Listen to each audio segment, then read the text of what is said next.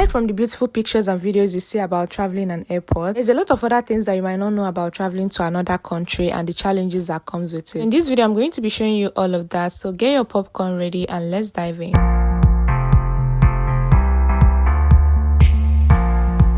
Good morning, guys. Today is the D-Day and I'm getting ready for my travel, so get ready with me.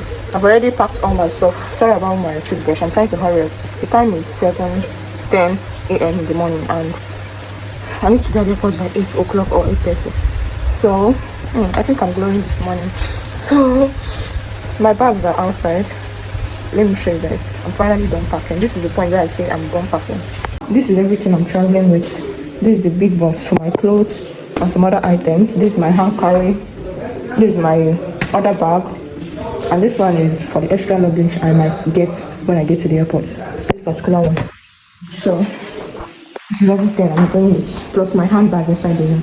My flight was around 1:20 p.m. Initially, I was planning to go to the airport around 10 a.m. or 9 o'clock, stuff like that. But then I got a message that we're going to start checking in by 8 o'clock and stop by 10. I ran. Imagine missing an international flight because you came late. When I missed my local flight, I remember begging these people for close to 45 minutes. They told me that I've checked in finished. That's how I missed that flight. I arrived at the airport around 8:10 a.m. or so. And they were already doing thorough searching, you guys. Whatever they tell you not to bring, just respect yourself and keep it at home because you're going to cry. When the whole idea of me going with Ghana Must Go came in, I felt like it was too local, but guess what? Almost everybody at the airport carried Ghana Must Go. I had to buy even extra Ghana Must Go to put my clothes and took this one home. If you know what I'm doing here, you don't spoil finish. Well, this is like the most stressful 2 hours, 3 hours of my life. I had to talk with my siblings before getting on the airplane because they kept on calling me back to back to know how I was doing at the airport. Little did they know that I'm going through a lot. I was just trying to repackage my bag, you guys. For the videos I used to post, I don't know if you guys have noticed that my outfits were totally different from when I came and from when I'm entering the airplane. Even when I was inside the airplane, it was totally different. And that's because in some certain situation you see yourself in this life, the way your brain would think, you'll be like, now me they think like this. So I let go of my bag and I did what I had to do, bought extra luggage and then repackaged it in a Ghana Must Go, you guys. At this point, I felt a whole lot of relief because finally the searching is over. These people searched us like we were criminals. I'm not complaining, but after passing about 100 checkpoints in that airport before you finally get on this plane, I felt like a hero. So at this point, I decided to call my siblings again because they told me that once I sit down, I should call them before we take off. As a last born, my siblings find it difficult to believe that I now have sense and I'm a big girl. Not just a big girl, somebody's wife, like wife. Anyways, when we sat down, I had to undress myself because you guys, it was heavy. Daily the flight balance on the air, I began to explore because I told myself that I must use that airport airplane toilet, and this is what it looks like. It was very, very tiny. I was in there, the plane started shaking. Now once I rush come outside, make I day with my mates. I slept off and food passed me. I say no, this cannot happen. God of our life. In my eyes and I saw that my neighbors were drinking something. I was like, hey God, how am I going to ask for my own? Immediately they came to me and I brought something for me. I was so happy. I left the house around 8 a.m. in the morning and I couldn't eat till it was around after 1 to 2 and I was so exhausted. So the last thing that happened to me is if I did not eat. When they came to me and said chicken or beef, I was like, chicken, because initially I already asked my husband, which one do you normally eat? Let me know what I'm eating in this plane. So he told me chicken, which is what I told him. First of all, the nose go first chop. Now make I know what they put for mouth. But then, I don't even know what this thing looked like. It looked fancy, but I already told myself that whatever they give me in this plane, so far it was cooked, I'm going to eat it because, I was so famished. This particular one was like a mixture of baked beans. I don't know the other stuff, but it was just there. These things were just coming to my mind. I felt like crying. If it's boss now I'm using, at least I'll see people standing on the road and at least selling gala mineral. You guys don't mind me, but this was all hunger. Hunger was just thinking for me. Before I knew what was happening, they came again and asked which drink I wanted and I opened my mouth and said pineapple. Hey, another mistake. And finally the chicken or whatever I requested for came, and you guys, it wasn't bad. I'm not gonna lie, I will give it like 8/10. Another thing that made sense to me was the pepper and salt they added by the side, because to be honest, they don't cook with pepper, because I wasn't even the pepper they added was not even peppering. Like, I just had to manage it. All the food I ate in this plane, this was the best, and I didn't even know. Like, had it been I knew, I would just come down and eat this one. Even though I had a bittersweet experience with this food. My nails broke at the airport when I was just carrying my bag up and down. After the first food we had, I was just better. I felt better, and I was just singing here with my AirPod because because that was the only thing keeping me company at the moment. After some time, I don't know, I just started feeling bloated. So they were sharing juice or so I asked them if I can get coffee instead of the juice, and they offered me coffee. I was so happy because this was so hot and that's what my body needed. My first vlog, a lot of people came to my DM to ask me I should come and help them and get visa, that they want to come to abroad. Me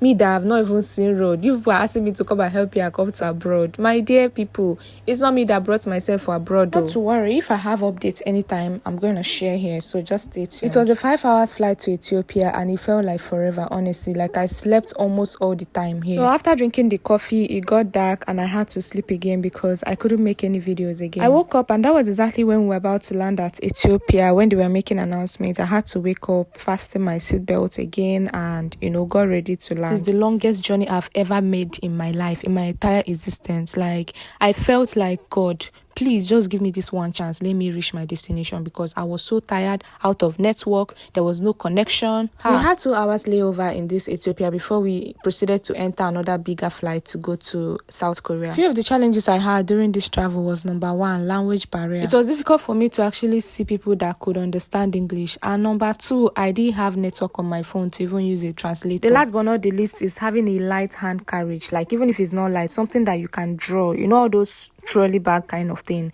carry it, because my own, I was carrying it, but when I got to the airport, everything changed and I had to buy this Ghana mosque. We are in Ethiopia, Addis Ababa.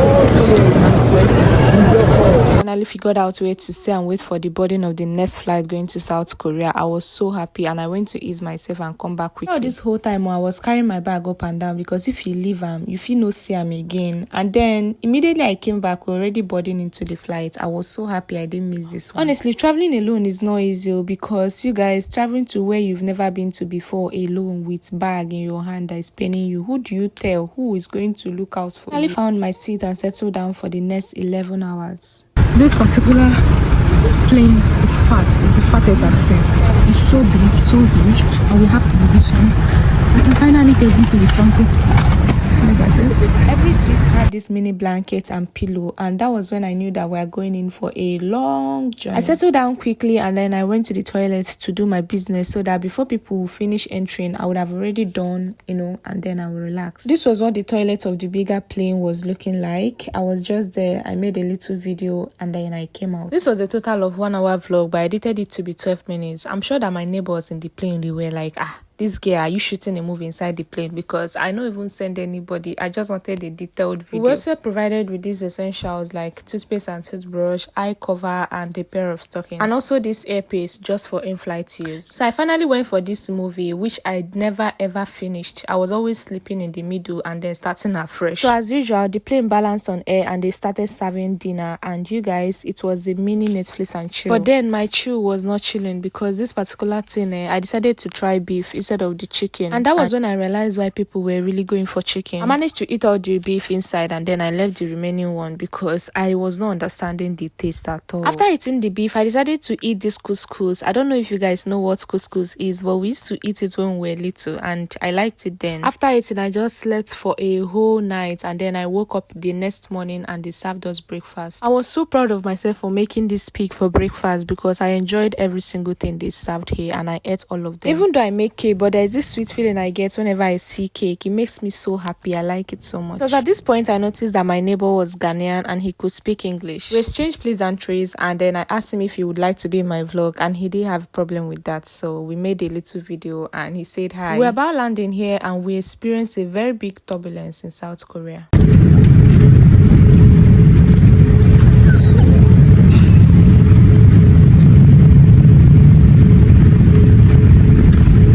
At first I was so scared though, but when I saw that most people were actually coordinated while some other people were also shouting like me, I was like, okay, everything is fine. I just decided to close my mouth. When we got to South Korea, we also had 2 hours layover, but as usual, before you even get to where you are supposed to be and stay there, 2 hours is already gone. My people, see how I was sweating. Like at this point, I just genuinely wanted to go home, have my beat and sleep. At this airport, we just passed through the same checkpoint and stayed in line to check in again into the same plane. We also picked some some passengers too at the airport. Immediately I got into the plane, I had to go and brush my teeth because I'm about to kiss somebody's son. Did you hear anything? No, you did not. So I had to also, wipe my face and also apply my serum and moisturizer because we just had 2 hours for us to be in Japan. From South Korea to Japan is just 2 hours flight. They're giving another very beautiful but almost food.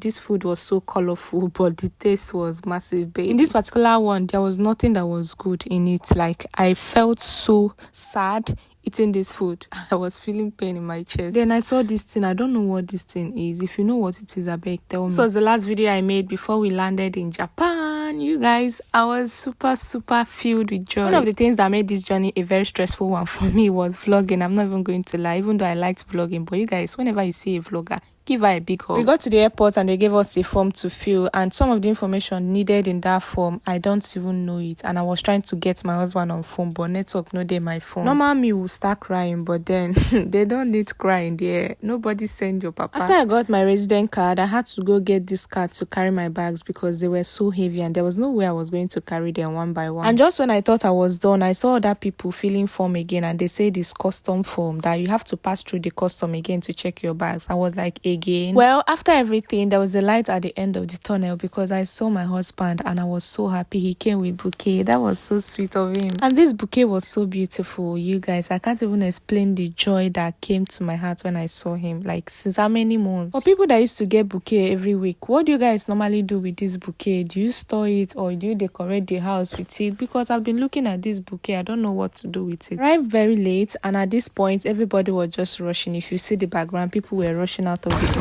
Someone. I finally sent the love of my life.